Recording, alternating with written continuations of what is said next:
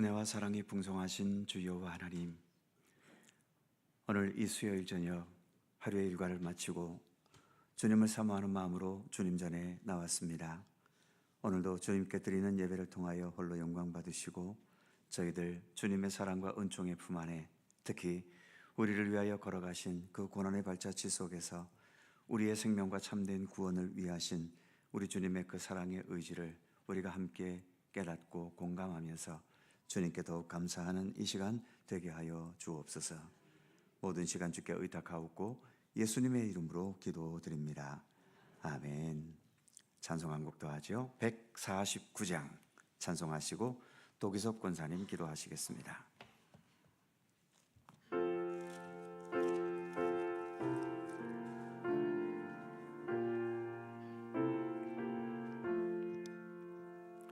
주 달려 죽은 십자가 우리가 생각할 때에 세상에 속한 욕심을 헛된 줄 알고 버리네. 죽으신 구주밖에는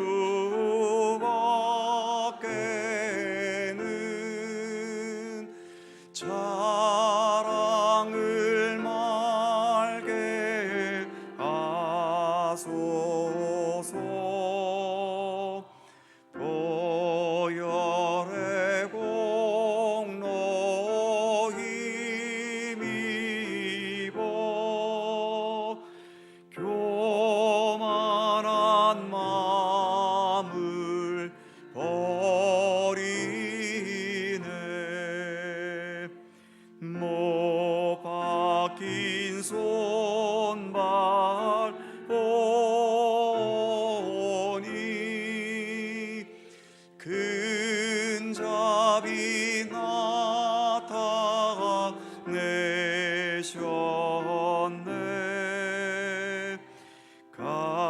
가시로 만든 멸류관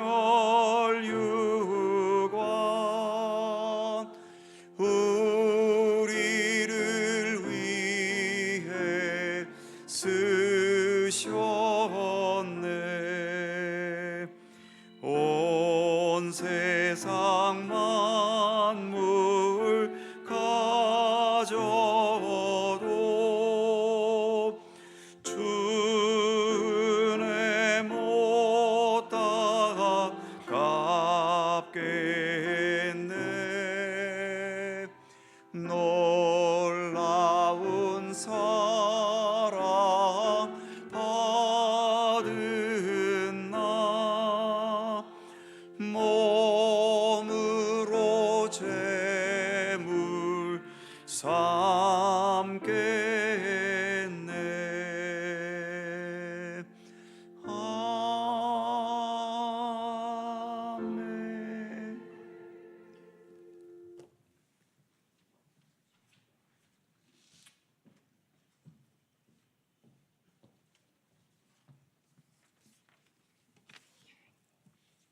참 좋으신 아버지 하나님, 오늘도 예배의 자리로 불러주시고 기도하게 하시니 감사합니다. 나의 죄를 위하여 십자가에 못 박혀 돌아가신 그 값비싼 은혜를 거저 받았지만 그 은혜에 늘 감격하여 살지 못하는 부족한 죄인이 감히 기도드리오니 용서하여 주옵소서. 고난주간 특별 새벽 기도 중에 있습니다. 고난주간을 통해 더욱더 십자가의 고난을 생각하며 절제와 겸손, 경건하게 하옵시며 마음은 원이로되 부득이하여 영상으로 참여하는 자녀들에게도 함께 하옵소서. 나는 심었고 아볼로는 물을 주었으되 오직 하나님께서 자라나게 하셨나니 그런즉 심는 이나 물 주는 이는 아무것도 아니로되 오직 자라나게 하시는 이는 하나님뿐임을 믿습니다. 정치, 경제, 사회, 문화, 교육, 국방, 외교, 여야 정치권에 이르기까지 막혀있는 모든 문제들이 서로를 이해하고 관용하며 사랑 안에서 화합, 소통하며 뚫리는 에바다 열려지기를 원합니다. 생사화 복을 주관하시는 하나님께 기도할 뿐입니다. 오늘 새 교우 수료식이 있습니다. 갈릴리 교회에 잘 정착하게 하시고 하나님을 기쁘시게 하는 자녀들로 잘 성장하게 하옵소서. 주님 나라 위하여 수고하시는 정승화 담임 목사님 말씀 전하실 때에 강건함을 주시고 은혜 위에 은혜를 더하여 주시옵소서. 찬양으로 영광 돌리는 두보라 성가대원들과 예배를 돕는 모든 봉사자들께도 크신 은혜로 함께하여 주옵소서. 이 모든 말씀 우리 주 예수 그리스도의 이름으로 기도드립니다. 아멘.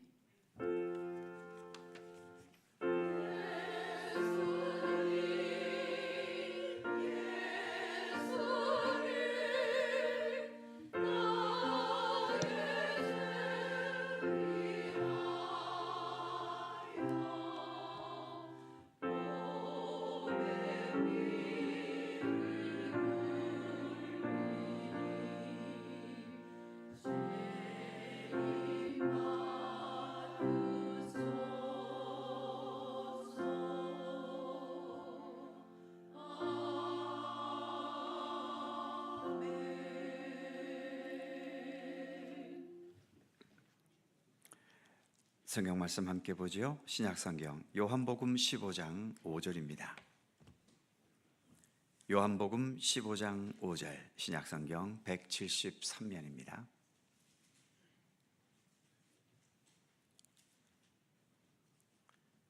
요한복음 15장 5절 한 절 말씀입니다. 다 함께 한 목소리로 봉독하지요. 시작. 나는 포도나무요 너희는 가지라. 그가 내 안에 내가 그 안에 거하면 사람이 열매를 많이 맺나니 나를 떠나서는 너희가 아무것도 할 수 없음이라. 아멘. 두보라 찬양대 찬양합니다.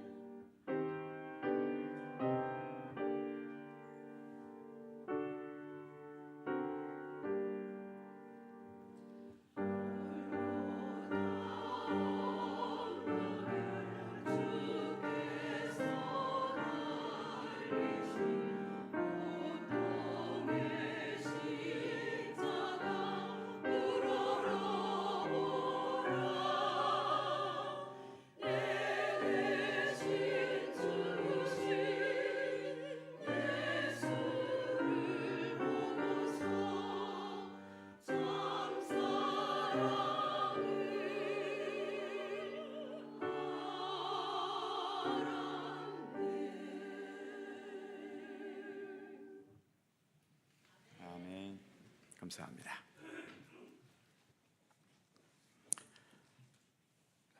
기독교란 무엇인가 11번째 시간이고요.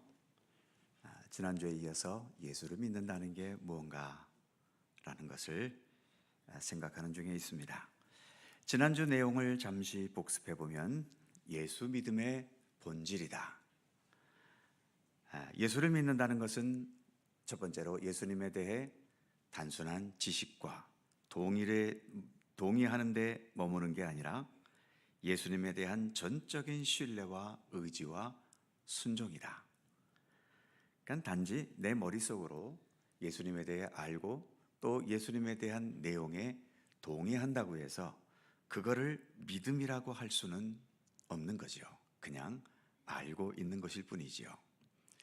그 아는 것에서 한 걸음 더 나아가 알기 때문에 그것에 전적으로 신뢰하고 의지하고 순종하려는 의지를 가지고 나아갈 때 그때 믿음이라고 할 수 있는 거죠.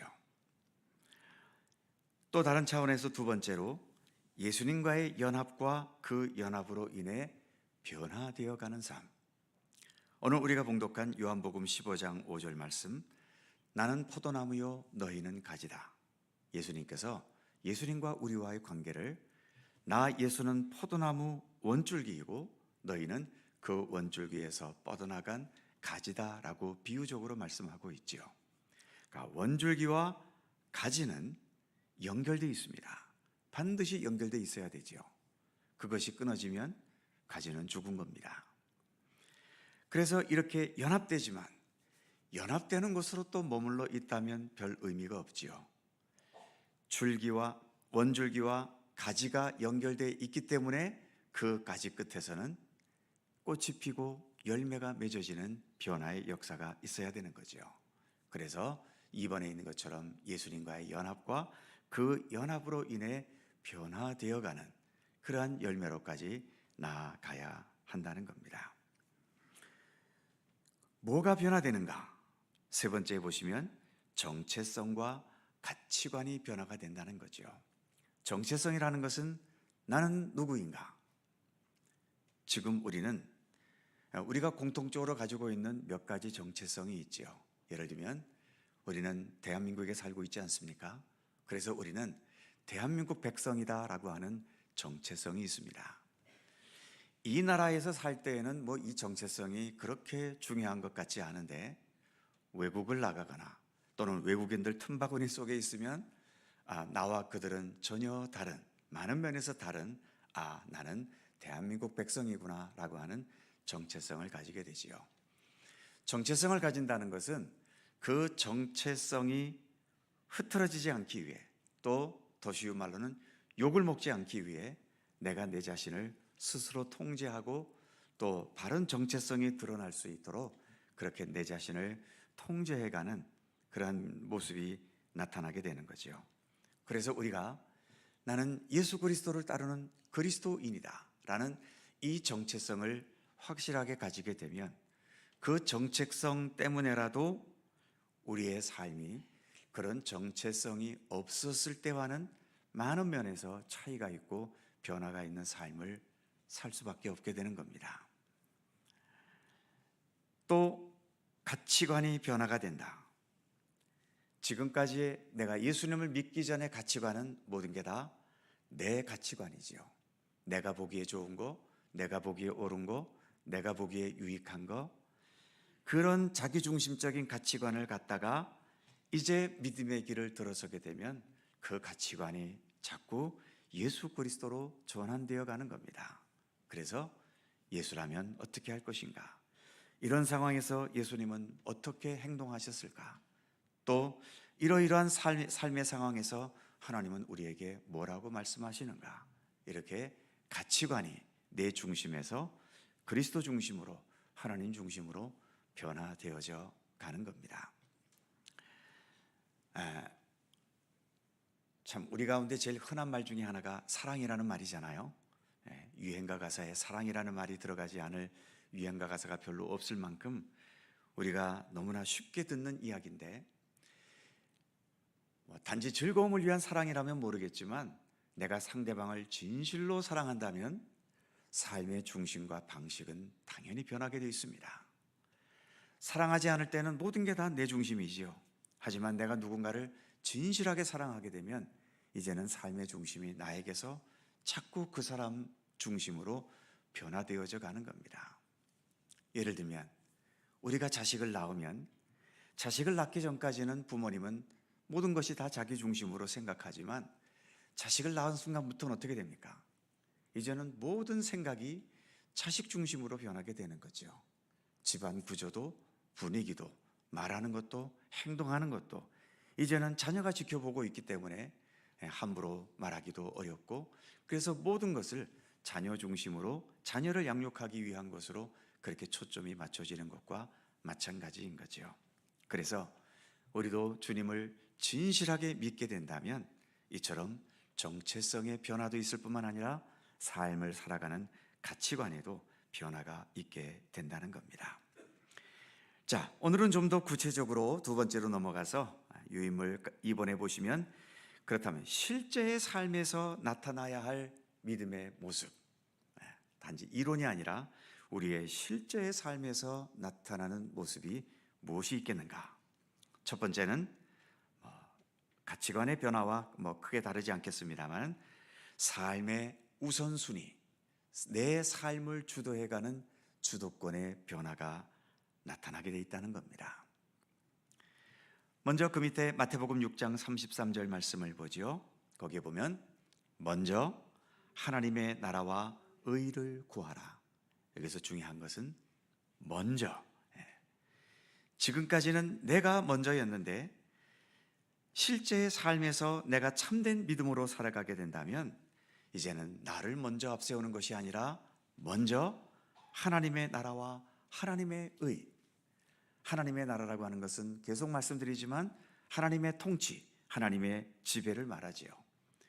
내가 나를 지배하고 있다가 믿음으로 인해서 이제 나를 지배하는 것은 하나님께서 지배하시는 삶으로 나아가게 되는 겁니다. 지금 우리가 이렇게 믿음의 과정을 걸어가면서 이 과정 속에는 내가 나를 지배해 왔던 것을 점점 줄여가고 이제는 궁극적으로는 주님께서 내 모든 삶을 완전히 통치해 가시고 지배해 가시는 그 과정 중에 우리가 있는 거죠.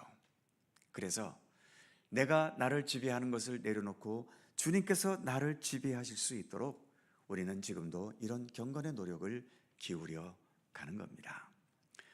오늘도 수요일, 또 직장 다니시는 분들은 낮에 하루 종일 일하고 또 이 저녁에 쉬어야 될 시간에 우리는 주님 앞에 나와왔잖아요. 벌써 이렇게 우리가 모인다라고 하는 것도 내 삶의 주도권을 자꾸 주님께 드리려는 이 훈련 과정 중에 하나인 겁니다. 남자분들은 이제 20살이 되면 국가에서 소집을 하지요. 군대 들어와 하고 소집을 하고 제대한 후에도 정기적으로 예비군 훈련과 민방위 훈련까지 50세 될 때까지 계속 1년에 몇 차례 소집을 합니다. 소집을 해서 무슨 교육을 하고 그러지만은 사실 교육의 효과보다도 왜 그걸 자꾸 부르냐 하면 국가가 언제든지 부를 때에 내 삶의 우선순위를 내려놓고 국가의 부름에 그 우선순위를 두게 하기 위해서 예비군 소집을 하고 민방위 소집을 하는 겁니다. 그래야 국가가 위기 속에 빠졌을 때 이 나라를 지킬 수 있기 때문이지요. 우리가 이처럼 믿음의 길을 걸어간다는 것은 내 삶의 주도권을 변화시키는 겁니다. 그러니까 내가 믿음의 길을 걸어가면서 그 믿음의 내용 속에 여전히 내 욕심, 내 욕망, 내 소원, 내 뜻, 이것만을 가지고 주님 앞에 하나님 내가 이것을 원하는데 이거 해주시고 저것을 원하는데 저것을 해주시고 이게 잘 안 되는데 잘 되게 해주시고 이러한 것만으로 우리 기독교 신앙의 내용이 채워진다면 예수를 10년, 20년, 30년 믿어도 거기에는 어떤 변화도 어떤 성숙된 모습도 당연히 없는 겁니다. 믿음은 주도권을 나에게서 하나님께로 넘겨드려야 되는 거거든요. 지금 말씀한 것처럼 먼저 하나님의 나라와 하나님의 의를 구하라. 하나님의 나라, 하나님의 통치가 먼저이고 내가 생각하는 의보다도 하나님께서 원하시는 의가 참된 의라는 것을 인정하면서 내 판단, 내 생각, 내 욕망을 내려놓고 주님께서 바라고 원하시는 것을 행하려고 하는 그러한 경건의 노력들이 우리 가운데 있어야 되는 거죠. 때로는 이런 경건의 노력이 쉽지 않기 때문에 바울은 어떤 표현까지 썼냐 하면 나는 날마다 내 자신을 쳐서 복종시킨다라는 표현도 쓰고 있고 나는 날마다 나를 죽인다라고 하는 이 심한 표현까지도 그렇게 쓰고 있는 거죠. 그래서 예수를 믿는다라고 하는 것은 믿음의 연수가 더해 갈수록 삶의 주도권과 우선순위가 나에게서 또는 세상에게서 하나님께로 변화되어 가는 그러한 역사가 있어야 된다라고 하는 거죠. 그래서 그 밑에 보면은 내 성공, 번영, 욕망 성취보다도 하나님의 나라, 하나님의 뜻을 구하고 이루는 것에 우선을 둘 수 있는 삶. 또 그 밑에 보시면 내 영광이 아닌 하나님의 영광을 위해, 내 영광이 아닌 하나님의 영광을 위한다라고 하면은 좀 기분 나빠하는 분들이 많이 계셔요. 내 인생을 내가 살아가는데 내가 영광스러워야지 내가 어떻게 하나님의 영광을 위해 그렇게 뭐 도구가 되고 그런 쓰임을 받느냐라고 하면서 기분 나빠하시는 분들이 계신데, 하나님의 영광을 위한다는 것은 단지 그 영광을 통해서 하나님만 영광 받으시는 게 아니지요. 여기에 이렇게 물이 있는데요. 물은 여기에 있다는 이 자체로도 귀중할 수 있지만 이 물이 정말 가치를 발휘할 때는 언제입니까? 사람이 목이 말랐을 때 이 물을 통해서 목마름을 축일 수 있을 때에 이 물은 물로서의 진정한 가치를 지니잖아요. 아무리 물이 뭐 자기가 자존심이 세고 어쩌고 저쩌고 해서 이렇게 계속 여기에 있어봐야 이건 시간 지나면 썩는 물이 되고 맙니다. 썩는 물이 아니라 살아있는 물이 되기 위해서는 이 물이 필요로 하는 곳에 사용이 돼야 되는 거죠. 그래야 이 물의 생명력이 그 사용되는 곳에서 계속 그 생명력을 나타낼 수 있는 겁니다. 우리가 신앙생활 한다는 것은 지금 우리가 말하는 것처럼 삶의 주도권의 변화잖아요. 나에게서 하나님 중심적으로, 즉 우리 인간이라는 이 존재도 인간 자체 스스로만을 위해서 존재해봐야 우리는 죽음의 터널을 넘어서지 못합니다. 어쨌든 죽잖아요.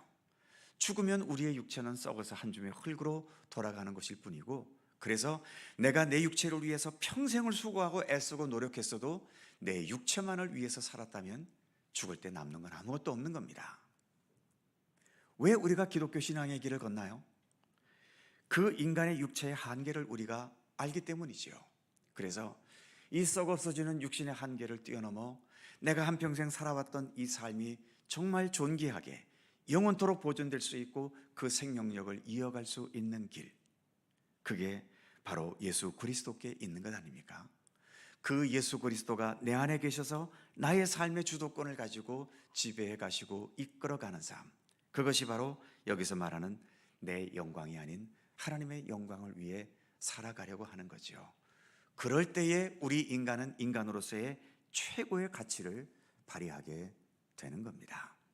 그래서 다시 한번 말씀드리지만 기독교 신앙은 삶의 우선순위, 주도권을 나에게서 하나님께로 변화시켜가는 과정이다 라고 하는 것을 잊지 않으셨으면 좋겠고요. 그렇게 주도권을 주님께 넘겨드릴 때에 그 다음 두 번째 보시면 고난과 시련과 실패와 고통의 현실을 대하는 태도가 전환될 수 있다는 겁니다. 여러분들의 삶은 어떠신지 모르겠어요. 행복할 때가 많으신지 불행하고 힘들 때가 많으신지, 즐겁게 활짝 웃을 때가 많으신지 무표정하거나 또는 아니면 인상을 찌푸리거나 화가 날 때가 많으신지, 하는 일이 늘 형통하고 일하는 게 늘 행복하신지, 아니면 하는 일도 잘 안 되고 또 지금 하고 있는 일들도 즐거워서 하기보다도 억지로 할 수밖에 없어서 하는 경우들이 훨씬 더 많으신지 모르겠습니다만, 물론 특별한 사람들은 정말 세상 행복하게 사는 사람들도 없지는 않은 것 같아요. 뭐 주식에 투자했다면 그 다음 날부터 오르기 시작하고 땅만 샀다 하면 그 다음 날부터 2배, 3배씩 오르는 사람들이 있는가 하면, 또 뭘 해도 안 되는 사람은 어쩌다가 한번 땅을 샀더니 그날부터 곤두박질 치기 시작하고, 또 뭐 남들이 좋은 직장이라고 해서 들어갔더니 들어간 그날부터 스트레스에 쌓여서 얼굴이 찌푸러지는, 뭐 그렇게 살아가는 사람들도 많지요. 평균적으로 보면 역시 사람은 행복한 순간보다는 불행한 순간이 더 많은 것 같고요, 잘 되어서 행복하다고 하는 사람보다는 잘 안 돼서 불행과 답답함을 느끼는 사람들이 훨씬 더 많습니다. 그리고 무엇보다 우리의 인간이 지니고 있는 이 육체의 한계는 누구에게나 빠져나올 수 없는, 극복할 수 없는 한계입니다. 뭐 우리가 인사할 때 인사치레로 어우 10년은 젊어 보이십니다, 그런데 그게 진짜일까요? 정말 내 얼굴이 10년 젊어 보입니까? 그냥 그건 대부분 인사치레예요. 듣기 좋으라고. 10년 더 젊어질 수 없습니다. 별짓을 다 해도 안 됩니다. 뭐 아무리 우유로 목욕을 해보고 온갖 성형수술을 다 해봐도요, 노화를 멈추지는 못하죠. 노화를 좀 속도를 늦출 수는 있지만 늙어가는 것을 다시 젊게 만들 방법은 없습니다. 모르죠. 앞으로 또 뭐 피부과학이 또 얼마나 발달해서 이 피부를 다시 젊은 피부로 만들 수 있는 뭐 그날이 올지 모르겠지만요. 그런데 생각해 보세요. 나이가 80, 90이 됐는데 얼굴이 20대 얼굴 같아. 그게 정상이겠습니까? 그거 더 징그럽습니다. 그건 사실. 그냥 80이면 80답게 보여야 되고 90이면 90답게 보여야 되지요. 뭐 약간의 뭐 젊어 보이는 것까지는 우리가 용납할 수 있지만 80대인 분이 20대 얼굴을 갖고 있다? 이것도 징그러운 거예요. 자, 어쨌든 그래서 우리의 삶에는 여기서 말하는 것처럼 고난, 시련, 실패, 고통의 현실이 사실은 훨씬 더 많습니다. 그러니까 우리가 내 삶의 주도권을 주님께 넘겨드리지 못하면 점점 늙어가는 내 육신 앞에 우리는 자꾸 실망하고 또 삶이 허무해질 수밖에 없는 것이고요. 그토록 행복을 위해서 내가 한평생 이렇게 죽어라고 노력해 오는데 도대체 행복은 손에 잡히는 것 없이 왜 자꾸 나에게서 빠져나가고 도망나가는 것인가? 이런 인생의 헛됨과 허무함을 느낄 수밖에 없는 거죠. 그런데 삶의 주도권을 주님께 넘겨드리는 이 믿음의 길을 걸어가게 되면 이런 고난과 시련과 실패와 고통의 현실을 대하는 태도에 전환이 있다라고 하는 겁니다. 자, 첫 번째 보시면은 그 밑에 보시면 예수님의 십자가와 부활에 대한 전적인 신뢰가 있습니다. 예수님도 우리 인간들이 겪는 고난의 길을 면제받지 못하셨지요. 우리와 똑같은 고난의 길을 가셨고, 아니 우리보다 훨씬 더 심각한 십자가에 못 박혀 죽는 최악의 고난의 길을 걸어가셨지 않습니까? 그러나 우리 예수님은 그 십자가의 죽음으로 패배를 당하신 분이 아니라 그 죽음의 권세를 이기시고 부활하신 분 아닙니까? 바로 믿음이라는 것은 이걸 믿는 거거든요. 우리의 상식으로서는 이게 믿어질 수가 없겠지만 그래도 우리가 마음을 열고 주님의 십자가와 부활의 의미를 깊이 되새기면 이것이 우리 마음속에 큰 기쁨과 확신으로 다가올 수 있게 되는 겁니다. 이처럼 우리가 예수님의 부활에 대해서 전적으로 신뢰할 수 있다면 십자가와 같은 고난이 있다 하더라도, 우리 많은 분들이 좋아하시는 찬송 중에 338장이 있지요. 1절 가사가 내 주를 가까이 하게 함은 십자가 짐 같은 고생이나 내 일생 소원은 늘 찬송하면서 주께 더 나아가기 원합니다. 십자가 짐 같은 고생이 있지만 그 고생 때문에 한숨과 원망과 또 실망과 좌절이 아니라 내 일생 소원은 늘 주님을 찬송하면서, 찬송한다는 게 뭡니까? 기쁨이잖아요. 감사잖아요. 진실하게 살겠다는 삶의 의지와 그 결심이 담겨 있는 것 아니겠습니까? 그래서 진정한 그리스도 신앙은 이처럼 고난과 시련 속에서도 예수님의 십자가와 부활을 전적으로 신뢰하면서 내게 주어진 이 고난과 아픔이 내 인생의 실패이거나 내가 인생을 잘못 살고 있거나 그렇게 받아들이게 되지 않는다라고 하는 겁니다. 그래서 그 다음에 보시면 요한복음 16장 33절 말씀이 있죠. 자, 같이 한번 읽어볼까요? 시작. 세상에서는 너희가 환난을 당하나 담대하라. 내가 세상을 이기었노라. 아멘. 예수님께서 하신 말씀입니다. 요한복음 16장이면 예수님께서 십자가 지시기 전날 제자들의 발을 씻겨주시고 마지막 만찬을 나누셨던 그날이지요. 돌아가시기 하루 전날입니다. 그런데 주님께서 제자들에게 마지막 고별 설교를 하시면서 그 말씀 중에 세상에서는 너희가 환난을 당하나 담대해라. 내가 세상을 이기었다. 예수님께서 세상에서 너희가 환난을 당하지 않도록 내가 잘 보호해 주겠다. 그렇게 말씀하지 않으셨어요. 우리는 이 세상에 살고 있는 한 이 세상에서 다가오는 환난을 피할 방법은 딱히 없습니다. 물론 요령껏 살면서 남들은 고생해도 나는 고생하지 않고 살 수 있는 그런 기술을 가진 분도 없지는 않겠지요. 그러나 대부분 평범한 사람들은 이 세상에 일어나는 환난의 현실 앞에서 그것을 빠져나갈 방법은 사실은 없습니다. 자, 예를 들면 그런 일이 있어서는 안 되겠지만 속초에 지진이 일어났어요. 믿는 사람이라고 면제받습니까? 하나님께서 믿는 사람 집만 견고하게 무너지지 않게 해주시고 안 믿는 사람 집만 다 무너지게 하시나요? 그렇지 않습니다. 어떤 환난이 당하게 되면 우리도 그 환난에 같이 당할 수밖에 없지요. 그러나 예수님은 말씀하시죠. 담대해라. 왜? 내가 세상을 이겼기 때문입니다. 부활의 권능으로 이기셨잖아요. 나를 생각하면 늘 패배와 좌절과 실패와 이러한 것 속에 실망할 수밖에 없지만 부활하신 예수님, 그 예수님의 나의 삶을 이끌어 가신다. 주님께서 나의 생명과 삶을 책임져 주신다. 주님께서 내 인생의 모든 것을 주님의 선하신 뜻대로 주관해 주신다. 사도 바울이 로마서 8장에서 말했던 것처럼 모든 것을 합력하여 선을 이루신다.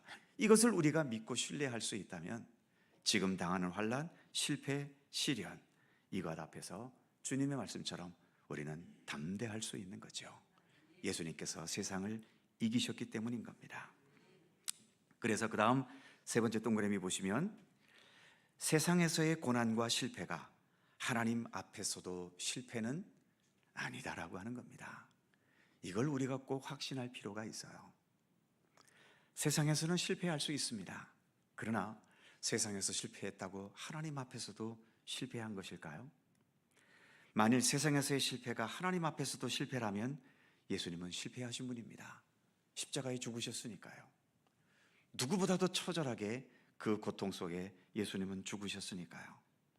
예수님의 십자가는 세상에서의 고난과 실패와 패배가 하나님 앞에서도 패배는 아니라는 것을 분명히 말해줍니다. 자주 말씀드리지만 우리 기독교 역사 속에는 순교자들의 역사가 참 많습니다. 예수 믿었다는 이유 때문에 고난당하고 재산을 뺏기고 감옥에 수감되고 모진 고문을 당하고 심지어 형장의 이슬로 사라져버린 순교자들이 얼마나 많습니까? 우리나라 가까운 일제시대 때만 해도 주기철 목사님을 비롯해서 많은 분들이 순교의 죽음과 아픔을 겪으셨지 않습니까? 남들은 예수 믿고 복받았다고 하면서 좋아하는데 누구는 예수 믿었다는 이유 때문에 온 집안이 망하고 그렇게 감옥에 끌려가 죽임을 당했다면 이거 실패한 것 아닌가요? 그러나 세상에서는 실패일지 모르지만 하나님 안에서는 오히려 그 누구의 삶보다도 이 순교자들의 삶이 가장 존귀하고 고귀한 삶 아닙니까? 그렇기 때문에 우리가 단순한 세상의 기준을 가지고 어떤 하나님의 생명의 역사를 함부로 판단하거나 그렇게 해서는 안 되는 거죠. 그러니까 우리가 주변에서 이렇게 실패했고 망했고 가난해졌고 또 높은 데서 낮은 곳으로 또 처해졌고 이렇게 실패한 것처럼 보이는 사람을 볼 때 함부로 그를 손가락질하거나 너네 인생을 그렇게 지질이 궁상맞게 사냐 이런 식으로 함부로 말해서는 안 되는 겁니다. 그들에게는 그들의 그 삶을 통해서 역사하시는 주님의 생명의 섭리가 있기 때문이죠. 고통과 아픔 속에 있는 사람을 우리가 위로하고 또 그럴 필요에 따라서 도와줄 수는 있지만 그를 우습게 봐서는 안 되는 겁니다. 요즘은 그런 단기 선교 여행을 옛날처럼 많이 안 다니지만요. 한 10년, 20년 전만 해도 그런 단기 선교를 많이 다녔잖아요. 지금도 필리핀의 어떤 외진섬, 또 아프리카, 또 여러 가난한 나라들, 특히 이 동남아가 중에서도 그 산지에 살고 있는 그 외면된 족속들의 삶에 들어가 보면 지금도 원시인들처럼 사는 그러한 지역이 여전히 많습니다. 그런데 이제 단기 선교 가면은 우리들은 먹지도 않는 사탕 몇 개, 과자 몇 개, 그것만 들고 가도 그 지역 어린아이들에게는 마치 영웅처럼 대접을 받죠. 그런데 이제 단기 선교 가는 분들 중에서 그렇게 몇 가지 옷, 수건 이렇게 싸질머지고 가서 그들에게 나눠주면서 그런 분들이 계셔요. 아유, 불쌍한 것들, 아유, 저런. 이게 불쌍히 여기는 마음은 충분히 이해를 하겠지만 그들이 정말 그렇게 불쌍합니까? 물론 육체적으로 사는 것에는 불쌍할 수 있어요. 가진 게 없으니까요. 그렇지만요, 그 사람들이 신앙생활하는 모습을 보면은 우리가 따라가지 못합니다. 우리는 예배드리면서도 많은 체면 다 따지잖아요. 그들은 예배드리면서 체면 따지는 거 없습니다. 굶고 사는데 뭐 감사할 게 있어요. 그런데도 찬양할 때 보면 우리보다 훨씬 뜨겁게 찬양하고요. 뭐가 즐거운지 가봐야 무슨 아무것도 교회 가봐도 그저 지푸라기로 지붕 얹어놓고 그렇게 초라한 곳에서 예배를 드리는데도 그들은 우리보다 훨씬 순수하고 열정적으로 예배드립니다. 우리보다 육신적으로는 불쌍할지 모르지만 신앙적으로는 불쌍하지 않아요. 그들이 가난하고 힘겹고 어렵게 사는 것을 원망하지 않고 원통해하지 않고 하나님께서 자기 자신들에게 주신 삶이라 여기면서 자기들 나름대로는 열심히 살아가고 있어요. 그렇기 때문에 어렵고 힘들게 산다는 이유 때문에 내가 저 사람보다 잘하고 있고 잘났고 그런 식으로 생각하는 것은 아주 큰 오산입니다. 어쨌든 그래서 고난과 시련과 실패와 고통의 현실을 대하는 태도가 전환되는 거죠. 예수님을 진정으로 믿지 못할 때에는 돈이 없는 게 서럽고 내 생각처럼 세상 일이 풀리지 않는 게 너무 답답하고 한심하지만 그러나 주님을 향한 견고한 믿음이 있을 때에는 있으면 있어서 감사한 것이고 없으면 없는 대로 또 주님께서 허락하시는 삶이 있겠거니 생각하며 그 모든 상황들을 헤쳐나가는 거지요. 그래서 사도 바울이 빌립보서 4장에서 자신의 삶에 대해 고백한 것이 있지 않습니까? 빌립보서 4장 9절쯤 될까요? 나는 가난한 데 처할 줄도 알고 부한 데 처할 줄도 알아. 모든 일에 자족하는 비결을 배웠노라. 나는 내게 능력 주시는 자 안에서 내가 모든 것을 할 수 있다라고 말하고 있지 않습니까?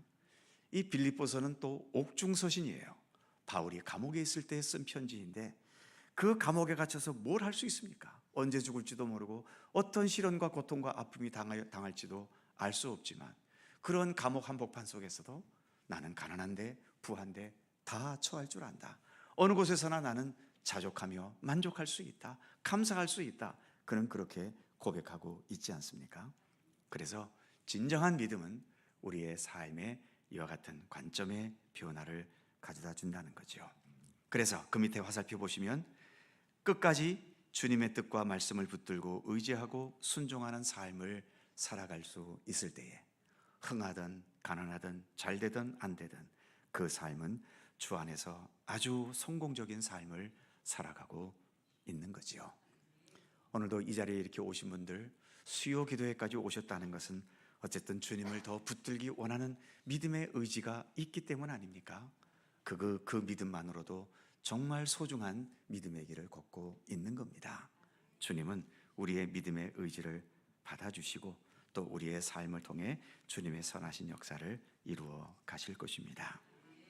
세 번째로 보시면 예수를 믿는 것에서 실제적으로 나타나야 될 믿음의 모습, 겸손의 도를 배우고 실천하는 것이다. 겸손. 제가 늘 강조하지만 기독교 신앙 다른 건 다 몰라도 겸손의 도리만 제대로 알아도 70점, 80점은 먹고 들어간다라고 말씀을 드렸죠. 기독교 신앙은 우리에게 겸손함을 가르칩니다. 왜냐하면 예수님이 겸손하신 분이셨기 때문이죠. 그래서 그 밑에 첫 번째 동그라미 보시면 예수님의 삶은 어떤 것이었습니까? 하나님 앞에서의 겸손입니다. 오직 예수님의 머릿속에는 하나님밖에 없으셨죠. 하나님께서 일하시니 나도 일한다. 심지어 십자가의 죽음을 앞두고 그 전날 밤 기도할 때에도 나의 원대로 마시고 아버지의 원대로 하시옵소서. 예수님은 철저하게 하나님 중심의 겸손의 삶을 사셨지요. 자, 뒷페이지 넘어가 보면 겸손이라는 게 뭔가? 겸손은 자기 비하가 아닙니다. 자기 수준이 이만큼인데 자기 수준을 이렇게 낮춰서 말하는 거, 이걸 우리가 보통 겸손이라고 말할 때가 있는데 그건 겸손은 아니에요. 겸손을 떠는 것일 수는 있지요. 겸손 떠는 것과 진실로 겸손한 것은 차원이 다릅니다. 겸손은 이렇게 자기를 무조건 낮추는 것이 아니라 어떤 것입니까? 자기 본래의 모습, 본래의 위치를 제대로 알고 거기에 맞게 행동하는 덕목이 겸손인 거예요. 그러니까 겸손하려면 내가 누구인가라고 하는 것을, 내가 어떤 사람인가라고 하는 것을 잘 알아야 되겠지요. 내가 어떤 사람인지 잘 알려면 어떻게 해야 됩니까? 내 얼굴이 어떻게 생겼고 얼굴에 뭐가 묻어 있는지를 알려면 어떻게 해야 되지요? 거울을 봐야 됩니다. 거울 보지 않고서 다른 방법이 있나요? 물론 다른 사람이 지적해 줄 수는 있겠지요. 그러나 다른 사람이 지적해 주는 것보다도 거울을 보면서 내가 내 스스로 내 모습을 보는 게 가장 정확하게 보는 것 아니겠어요? 그렇다면 우리의 인생의 거울은 뭐겠습니까? 예수 그리스도시잖아요. 그래서 예수님 앞에서 예수님의 삶을 보면서 내 삶을 비춰보는 겁니다. 예수님께서 서로 사랑하라고 말씀하시는데 그 서로 사랑하라는 말씀 앞에서 나는 내 마음속에 누구를 미워하고 있는가? 그 내 모습을 돌아봐야 되는 것이고요. 또 너희 하나님을 사랑하라, 하나님 중심으로 살아라 이렇게 가르치는데 과연 내 삶의 중심은 하나님이 계신가? 아니면 돈이 계신가? 내 자존심이 있는가? 내 욕망이 있는가? 주님의 존재, 그 예수 그리스도 앞에서 내 자신을 바라봐야 되는 거지요. 그럴 때에 내가 어떤 존재인가 하는 것을 깨닫게 되는 겁니다. 이제 간혹 우리가 교회가 이렇게 교회로서의 기능을 하기 위해서는 우리 성도님들의 때로는 많은 봉사와 헌신을 필요로 할 때도 있지 않습니까? 어떤 분들은 하지 않아도 되는데도 굳이 하겠다고 나서주는 그렇게 적극적인 분들이 있는가 하면, 또 어떤 분들은 이런 상황 속에서 이 일을 할 수 있는 분은 그분밖에 안 계신데도 그분에게 지금 우리의 상황이 이래서 이 일을 좀 담당해 주셔야 되겠습니다. 그러면 그분은 아유 나는 능력이 부족해서, 나는 시간이 바빠서, 나는 이래서 저래서 하면서 자꾸 안 하려고 하지요.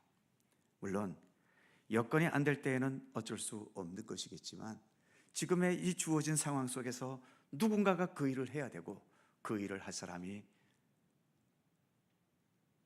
그 일을 내가 해야 된다라고 판단이 되시면 힘들고 이러한 것은 둘째고 주님께서 그때 나를 부르셨다는 생각을 가지고 그 일을 행할 수 있어야 되는 거죠. 그게 진정한 겸손입니다. 무조건 부족하니까 나는 안 되고 이런 식으로 뒷짐지는 것은 그건 진정한 겸손일 수 없는 거죠.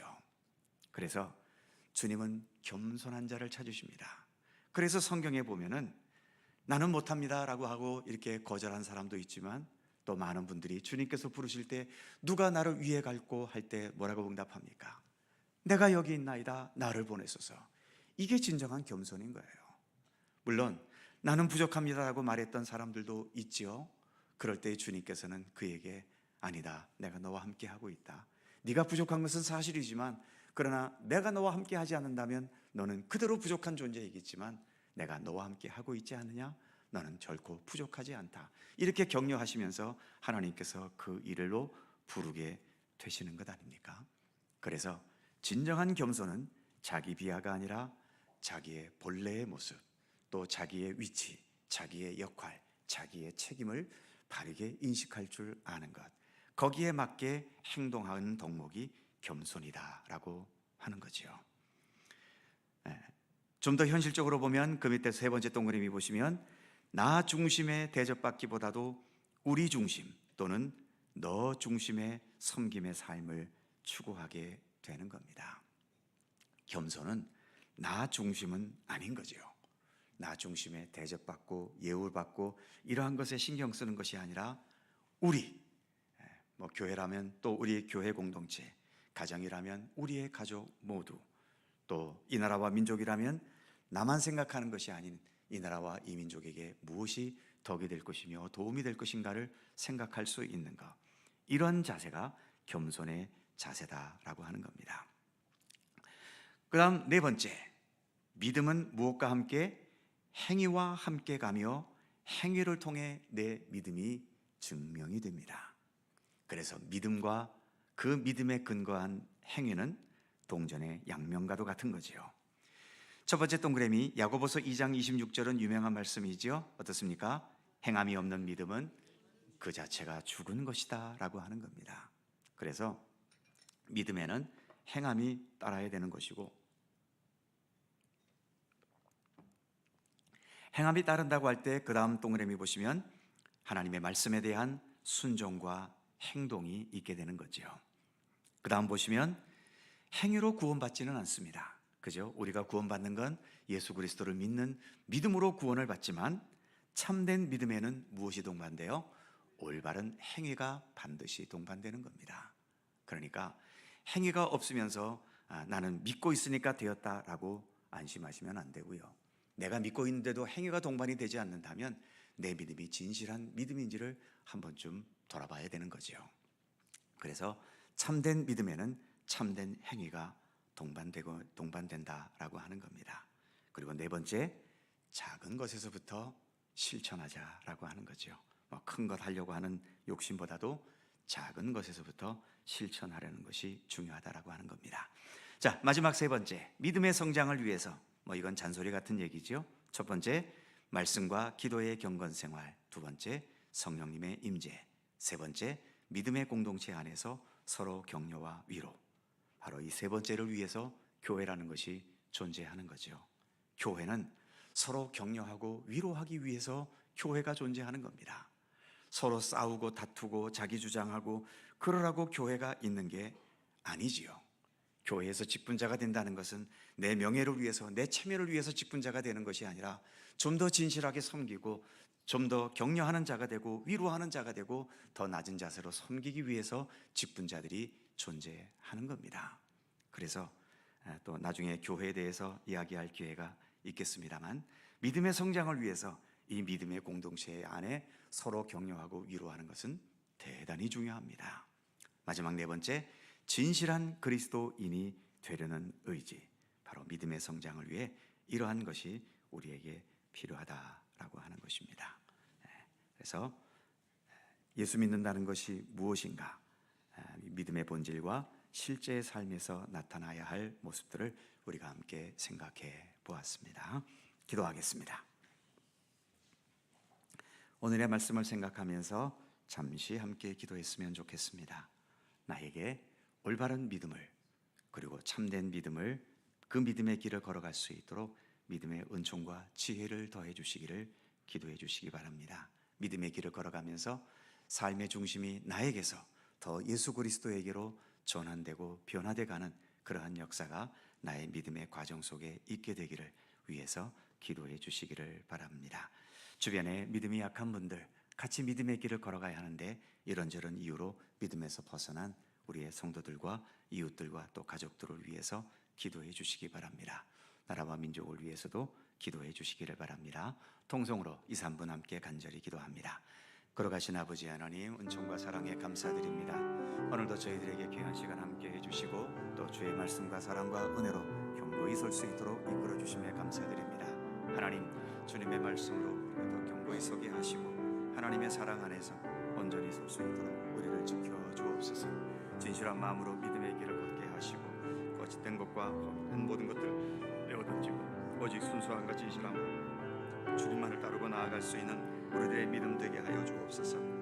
하나님, 내 의지만으로 믿음의 길을 걸어가기에는 우리는 너무나 부족합니다. 주님 언제나 우리를 도와주시고 주 성령께서 우리에게 주님의 뜻대로 살고자 하는 믿음의 의지를 허락해 주셔서 우리가 더 믿음에 바로 서게 하시고 믿음의 과정 속에서 나의 삶의 주도권이 나에게서 더 예수 그리스도로 넘어가 내 안에 예수 그리스도께서 살아계시는 그러한 참된 생명의 삶으로 나아가도록 우리를 이끌어 주시옵소서.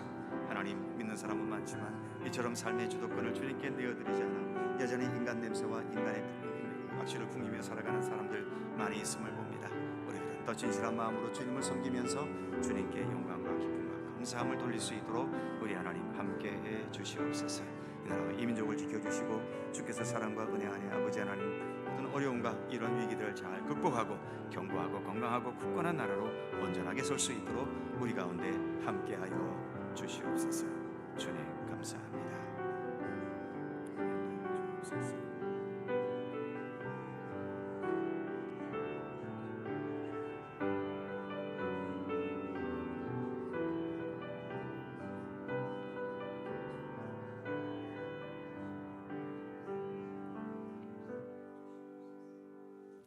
하나님, 오늘도 주님을 향한 믿음의 길을 걸을 수 있도록 이끌어 주셔서 감사합니다. 잘 믿게 해주시고 바르게 믿게 해주시고 믿음의 과정을 통해 이제 내 중심으로 살아갔던 삶의 중심이 더욱더 예수 그리스도 우리 하나님 중심으로서의 삶으로 날마다 변화되고 또 성숙돼 갈 수 있도록 우리의 믿음의 여정을 지켜주옵소서. 그리하여 바울의 고백처럼 내 안에 내가 사는 것이 아니라 예수 그리스도께서 온전히 살아계시는 그러한 가장 성숙한 믿음의 단계로까지 나아가도록 우리를 인도하시며 이끌어 주시옵소서. 오늘도 귀한 시간 함께 하신 주님께 감사드리며 우리 주 예수 그리스도의 이름으로 기도하옵나이다. 아멘. 네, 오늘은 세교 수료식을 하겠습니다. 네, 본래 세교 수료식은 주일날 합니다만 오늘 수료하시는 분들은 주일날에는 직장 관계로 나오실 수 없어서 수요일만 나오실 수 있어서 오늘 수료증을 전달하도록 하겠습니다. 우리 네 분 잠시 일어나셔서 요 앞으로 좀 나와주시면 좋겠습니다.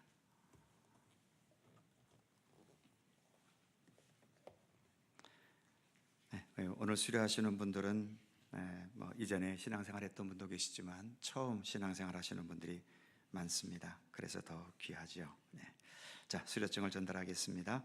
수료증 25-8호 이름 박민정, 위에 분은 본교회 새가족부 모든 과정을 마쳤으므로 이 증서를 수여합니다. 2025년 4월 16일 속초 갈릴리교회 담임 목사 정승화. 네.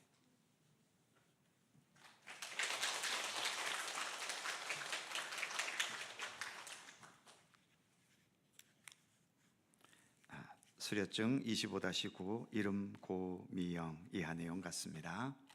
네.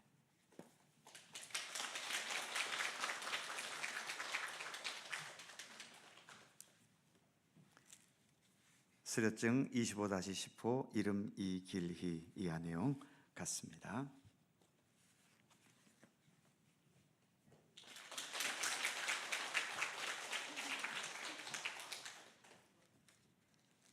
수료증 25-21호 박시현 이하 내용 같습니다. 고맙습니다.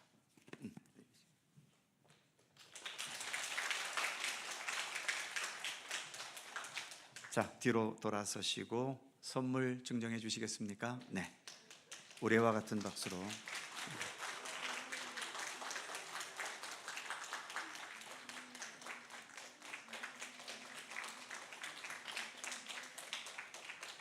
네, 함께 한 번 더 박수로 격려해 주시기 바랍니다. 고맙습니다. 들어가시죠. 네, 고맙습니다.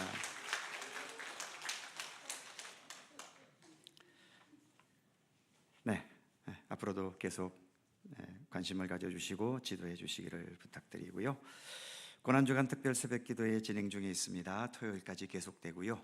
오는 금요일 주님 십자가에 달리신 성금요일이지요. 오후 8시에 본당에서 성금요일 예배가 있습니다. 함께 오셔서 주님의 십자가의 고난과 함께 발걸음을 하셨으면 좋겠습니다. 그의 소식은 주보를 참조해 주시기 바랍니다. 찬송가 545장 1절과 3절을 찬송하겠습니다.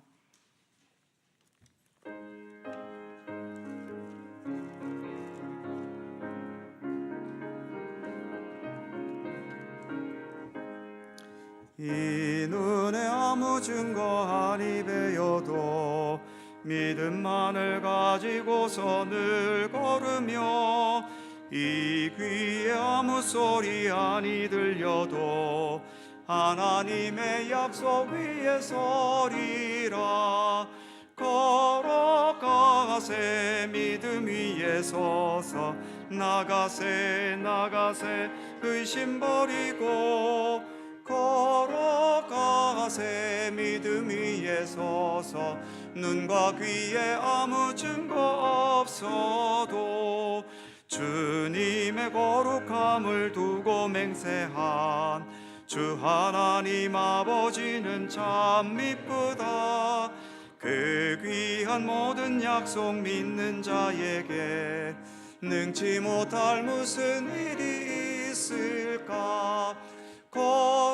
걸어가세 믿음 위에 서서 나가세 나가세 의심 버리고 걸어가세 믿음 위에 서서 눈과 귀에 아무 증거 없어도. 주님 가르치신 기도하십니다. 하늘에 계신 우리 아버지, 아버지의 이름을 거룩하게 하시며 아버지의 나라가 오게 하시며 아버지의 뜻이 하늘에서와 같이